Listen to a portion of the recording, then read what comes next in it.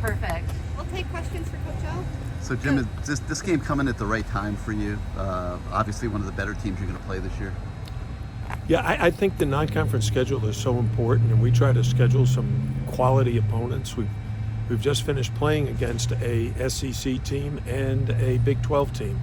Now we're going to see another SEC team. So the event itself, it's the first ACC SEC challenge early in the year, so I think it's important that the ACC do well.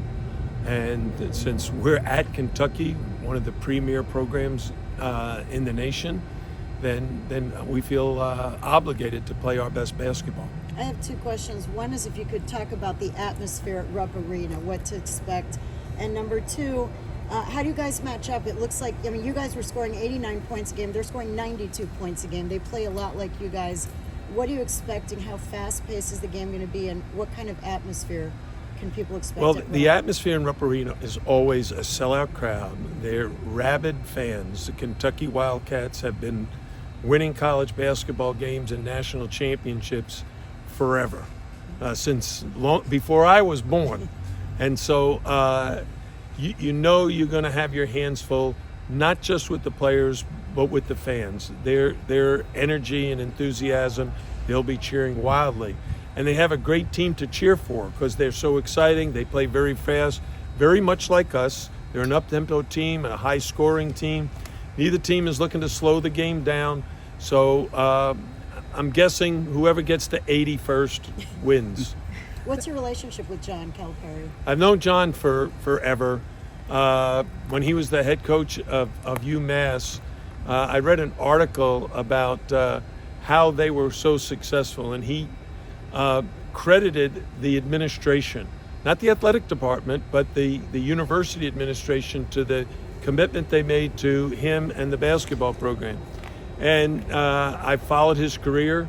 I admired the work he did at UMass, Memphis, and at Kentucky. And I feel like we're in the same boat. When we've had a tremendous commitment like here at Miami, then we've been successful. So I'm looking forward to competing against him. It's the first time in my coaching career that we've faced off. I saw you were competing against him at the Boozer Twins game, the two of you. You're recruiting. Well, we're both recruiters. We both have to get good players to be good coaches, and that was a very high-level high school basketball game. So in a game like this, where you are now competing for the recruits that the Kentuckys and the Blue Bloods are recruiting for, so how big is it? Is there an added motivation from a recruiting standpoint that all the recruits are going to be watching this type of a game? Yeah, I think our recruits will watch, and it's a huge bump in your recruiting if you get a win on the road at Kentucky. But here's what I'd say: it's one of 31 games we're going to play this year. You can't put so much emphasis on one game, because then that says, well, you don't have to put that kind of emphasis on any other opponent.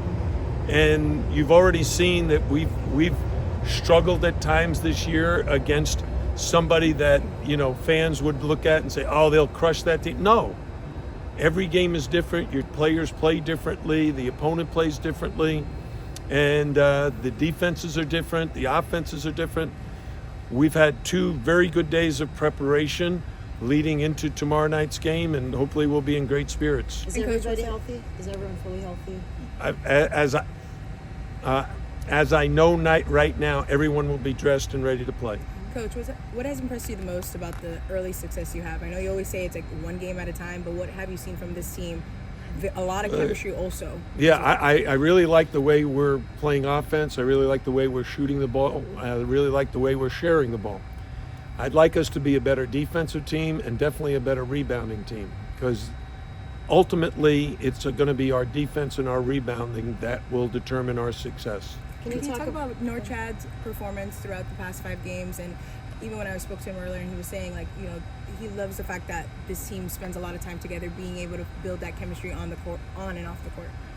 Well, Norchad Omia's personality alone is electric, and he is so charismatic.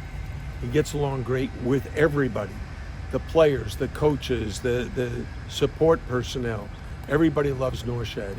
He's someone that when he steps onto the court, every fan falls in love with him because he plays so hard, and He's a great leader for this program, a great role model for our program. Coach, I know, the motto of the don't pick us, and it looks like the way it's trending that Kentucky might be favored in that matchup. Is that any extra motivation for this team, because that's been a motto you guys have run by in the last couple of seasons? No, I don't concern myself with those things. No. Everybody can pick whoever they want. That's on paper.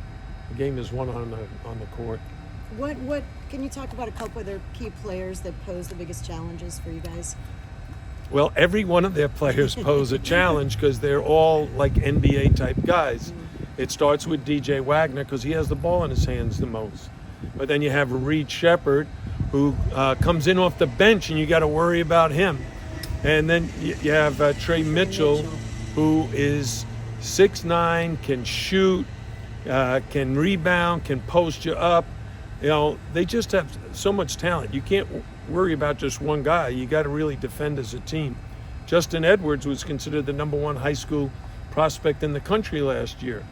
So they have 5 guys, 6 guys averaging double figures. So it's got to be a total team effort. You think it'll be like a Trey Norchad matchup? Do you think that would be something that you might see? Well, I think we'll see a lot of different matchups, and we're going to have to do some things maybe we haven't done yet, and we'll see. From my point of view, I like to observe the game, and it's like a prize fight. There are, in a heavyweight prize fight where you might go 10 rounds. Well, we go 10 rounds. Every 4 minutes there's a TV timeout. And so we got to see how we're doing in the first round and the second round. We saw the other day against Kansas State, we won the first half, but they came roaring back. How do you deal with that? And how do you deal with it now on the road when the crowd is going crazy? So, and how is our bench going to play under that set of circumstances? Hey Jim, everything said, you're a lifelong basketball guy. What does it mean to you personally to be going to Rupp Arena with a team of this quality? Where you can compete. Well, first of all, I think we can compete every game, no matter where I've been. My Bowling Green team went to Rupp Arena in 1988 or 9, and we won 56-54 in front of a sellout crowd. You never can underestimate your own team and your own players. We're going to go there with the idea of playing our best basketball. What's your record at Rupp Arena? 1-0? No. Okay. 1-1. We lost the next night. We beat Kentucky in the first round of their tournament, and we lost to Arkansas State the next night. Okay, but you beat Kentucky there. Thanks, Coach. Good luck.